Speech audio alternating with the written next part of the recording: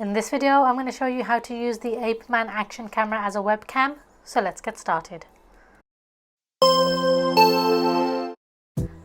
The model I'm using as a webcam is going to be the Apeman A87 Action camera. When you connect the USB charger to your camera, you'll get an option for data drive or PC cam mode. Select PC cam mode,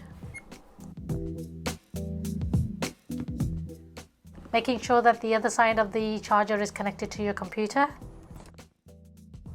On your computer, open up a camera app. I'm using a Mac, so I'm just going to open up Photo Booth. Make the screen big.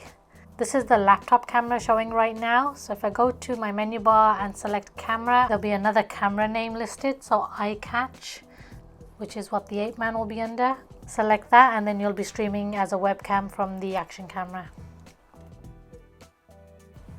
And that's all there is to it. Alright guys, hope to catch you in my next video.